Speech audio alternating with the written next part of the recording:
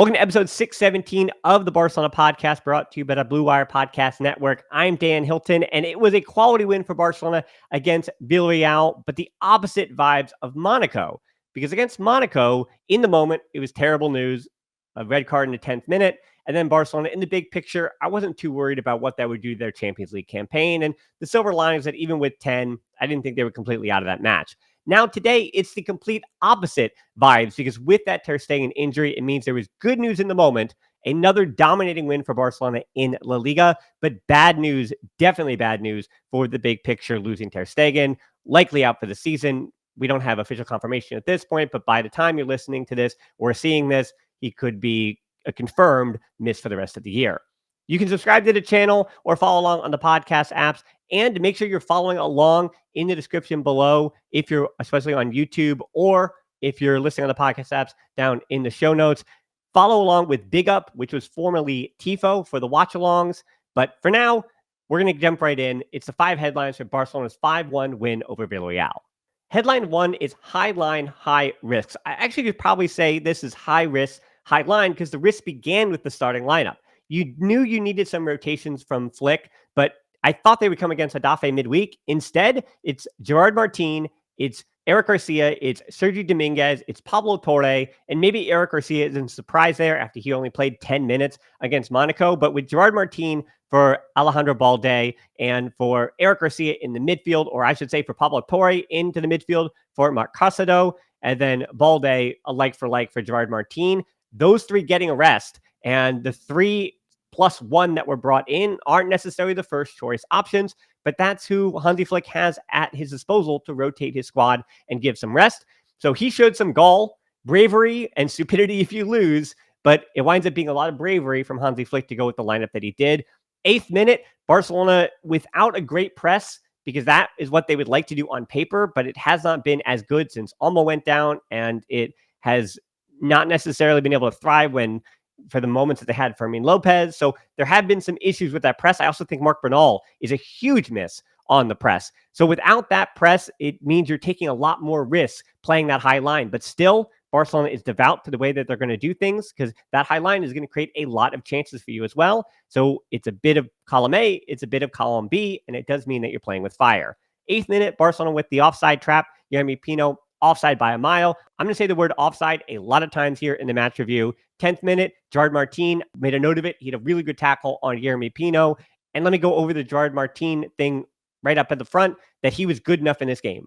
That's what Hansi Flick needed. Was he great? Absolutely not. But he was good enough on the road against Villarreal for his team to win 5-1 when they were attacking his side when any other spot on the field. So that is a thumbs up on the day from Gerard Martin. And I thought that even though it was early in the game, that 10th minute tackle from Gerard Martin was the best that he had on the afternoon.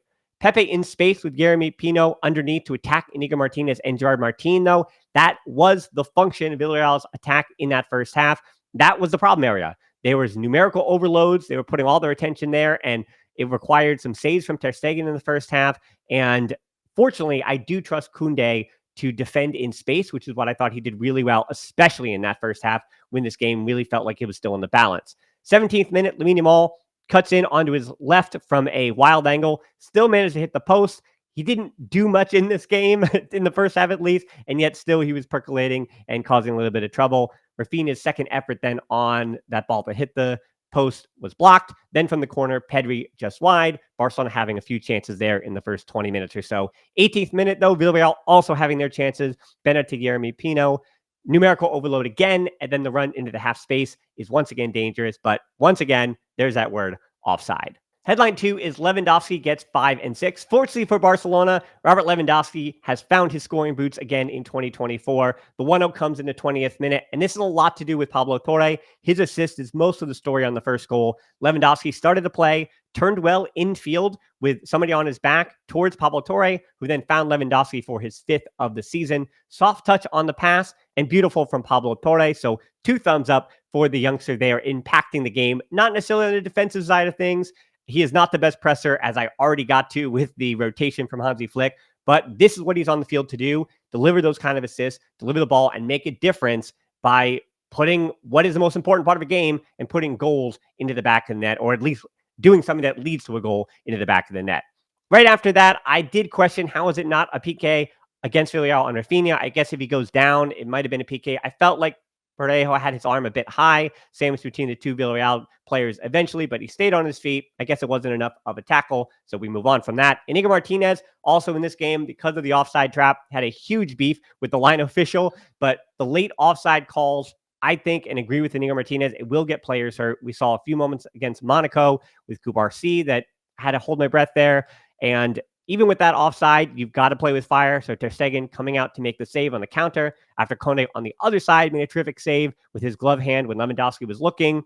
Bailey doing just enough in front of Lewandowski at that moment, and it wouldn't be enough later in the game for Bali, but we'll get to him in a second.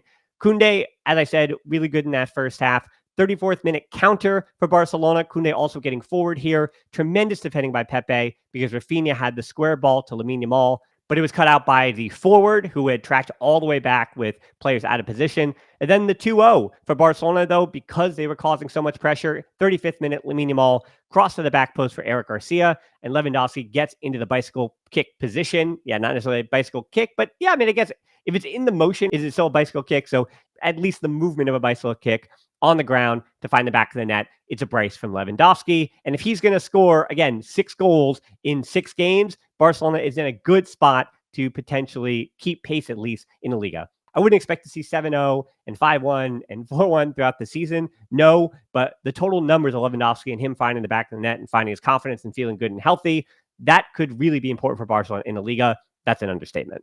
Headline 3 is get well soon, Ter Stegen. Again, I don't know what's happening with Ter Stegen's status by the time I'm recording this, but I assume that he's going to be out for a considerable amount of time for a number of different reasons. But first, before we get to the injury, the rest of that first half, there were issues if your press is disorganized or not as sharp as it was in the first few games of the season, and it hasn't been, especially with the personnel we talked about, and Villarreal did kind of feast on that with that onside-offside trap.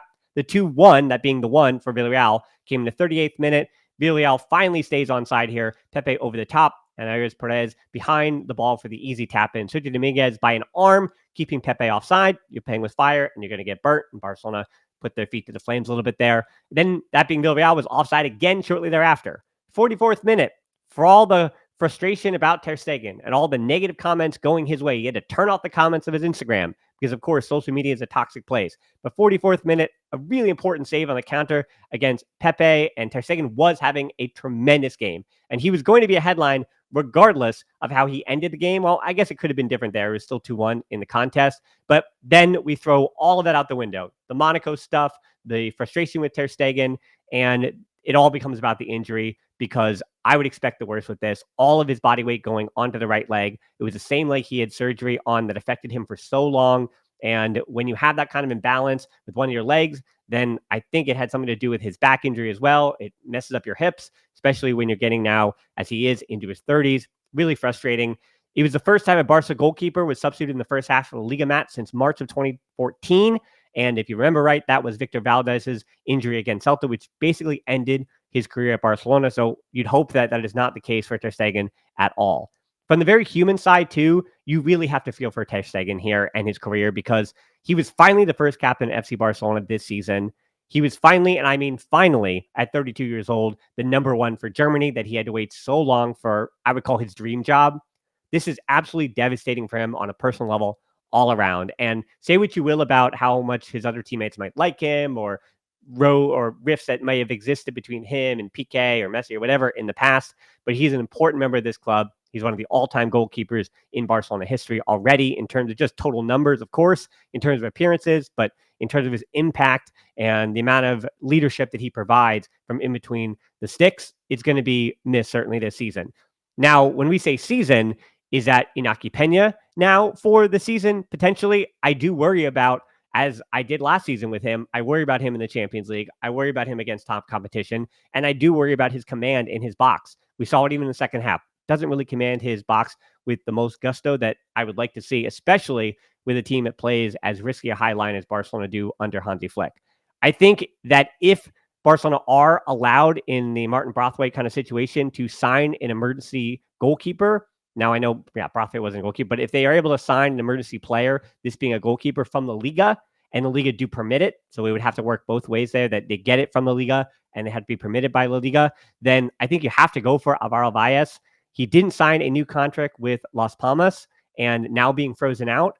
The other one that I think people are already considering, this is outside of La Liga though, Arnau Tenas from PSG on loan. Would he be an option if you trust Iñaki Peña to January? So maybe you do give, that being Hansi Flick, an opportunity for Iñaki Peña until January and the big matches of Real Madrid and Bayern Munich. But at that point, you might already be in a rough spot in the Champions League. So that would be the worry. So I think of Alvaro Valles, who, because he's not signing that contract with Las Palmas and he's kind of sitting on their bench, I think you just go all out for him. I think they're probably going to try to go for him anyway. So now I think you just accelerate that move for him if they can register everybody in January, which it looks like they'll be able to do. And it would work out too, because now you're obviously Ter Stegen, you're able to put him kind of away with his salary, and then you're able to, for FFP, sign Alvaro Valles and put his salary in the place of Ter Stegen's. That also means if you're counting at home that it's Ter Stegen, Araujo, Christensen, Gabi, De Jong, Bernal, Olmo, Fermin Lopez, all out for not only a few weeks. Only 2 of those that I named had injuries that lasted a few weeks. The rest are multi-month long injuries, which is just a real bummer for Barcelona season, but I don't even tell you that. Headline 4 then, positively, Pablo Torre, 50th minute, another offside, and what would have been a second goal for Villarreal. And then that is followed by an essential block by Eric Garcia in the box. Say what you will about Eric Garcia, I would have actually substituted in this game. I was saying that for as up and down as that game and the open spaces that were being found, I was worried that we'd see a Eric Garcia mistake or something like that. But hey, he did his job in this game, but he winds up going to 90 because he did have lungs and fresh legs after only playing 10 minutes against Monaco. So Eric Garcia does just enough. 51st minute, Pablo Torre gave it away, and Iñaki Peña was forced to make a save on Pepe. Good confidence booster for him. But then it was a crossbar header for Villarreal, and then another nervy moment for Peña on the corner. And that's what the Iñaki Peña experience is going to be. He's a good shot stopper. I wouldn't say he's great, but he's a good shot stopper. And then the worries are him in the air, commanding his box and in transition. And so there will be some nervy moments for him all season long. Fortunately for Barcelona, though, the 3-1 comes. Pablo Torre's moment makes it 3-1. Finally, Barca getting some semblance of a press working. This was good to see.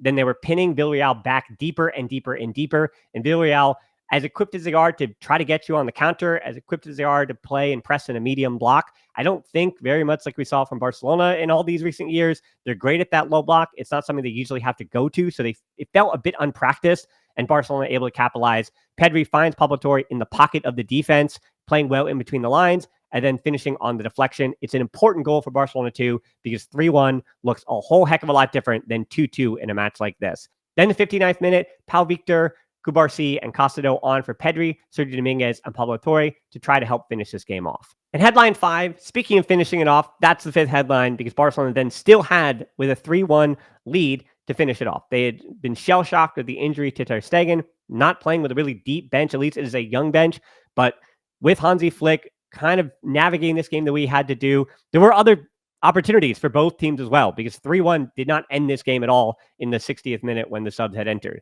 Lamine Yamal definitely won a PK against Bailey, had a deflected goal and gave up a PK, but Lewandowski missed the chance for the hat trick. I don't like that slow run up on the PKs from Lewandowski, but it's his job to take the PKs, and that game was still in the balance at that point. Could have been 4 at this point. Lamine Yamal and Rafinha finding some space in the box. Rafinha right at the keeper. Then Villarreal on the other side. Barry, a whole half of a body offside. So I thought Villarreal also were getting a bit long in the legs, and they were getting a bit slow, and they were making more mistakes, which means that offside trap for Barcelona becomes more mental than physical even. Castado and Cubarsí were really helpful and huge down the stretch there mentally to come onto the game fresh and to take some control and to kind of slow things down, slow the pace at Barcelona's speed when you're up 3-1. So Castado and Cubarsí, those are the right subs in that circumstance, which brings us to the 4-1, 75th minute, Rafinha's goal. Pau Victor and Gerard Martin combined to create it. Gerard Martin had to go wide with an errant pass, but then Villarreal, for some reason, this is why I talk about the mental side of this game, they brought 2 to Gerard Martin near the goal line. I don't know why they did that. Probably just tired mind as much as legs. Pau Victor then found the space and cut it back to Rafinha, who had time on the ball. And even though it was right down the middle, he had enough speed and force on it. So that's his 4th of the season at that point. Then 81st minute, Hector Fort is the last sub. So no Ansu Fati or the Fernandez cousins, but I think they're still going to have the opportunities come Wednesday. Then the 5-1, let's round this up. 83rd minute.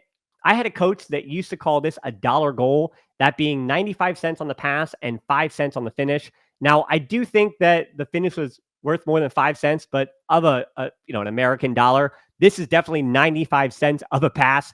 This was probably the pass of the season so far. I can almost say that with certainty. And it could wind up at the end of this year still being the pass of the season from Lamine Yamal outside of the boot, perfectly weighted, 30 yards or something into the path of Rafinha to one touch it in for his brace. As I said, the pass of the season so far, and maybe for the whole year. Lamine Yamal racking up another assist. Really special player. And that immediately leads me into thinking about Adafe, because I would love to see Lamine Yamal rotated for that game. Hansi Flick did rotate heavily in this match, but he continued to start Rafinha, Lamine Yamal, and Lewandowski. So now is the time, with Ferran Torres available for that game, with Pau Victor getting more of a run out here, with Ansu Fati having not played in this game. Don't rotate all three. I still expect Lewandowski and Rafinha to start, but I think Lamine Yamal, it's time for him to take a seat against Adafe. And Ferran Torres, that I expect him to start, hopefully some Ansu Fati. And with how poor that Adafe have been, maybe it's finally time for the Fernandez cousins, who are missing time with Barca Athletic by sitting on the first team bench. So I do want to see them get some fruitful minutes, having waited their turn for now these three matches. Another thing I'll say that was really positive for Barcelona here was, after the disappointment against Monaco, I wanted a response, and 5-1 on the road at Ceramica against an informed Villarreal side who hadn't lost yet in Liga this season. That is the proper response you want to see. Scoring 22 goals now in the league in 6 matches, conceding just 5. That is a recipe, regardless of who is fit, regardless of who is injured, for winning La Liga. I can't speak to the Champions League, and you know that Champions League so often comes down to big moments, and the Ter Stegen news will affect how you feel about the Champions League and what Barcelona can respond with in the transfer window, goalkeeper-wise, to deal with the Champions League. But as far as La Liga, maybe Barcelona do have the horses. It's still a long way to go. They're only up by 4 points over Real Madrid, but that's 4 points 6 games in.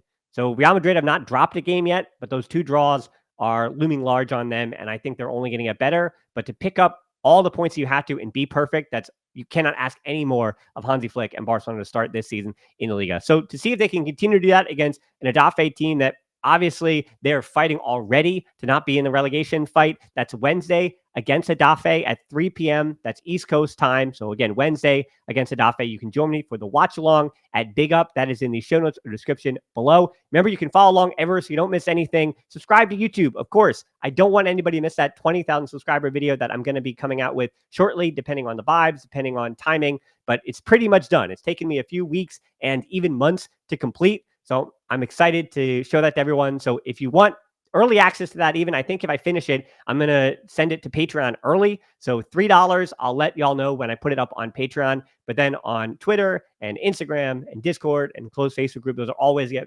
involved in the community. And as always, until next time, well, get well soon, Ter Stegen, of course. But as always, Forza Barca.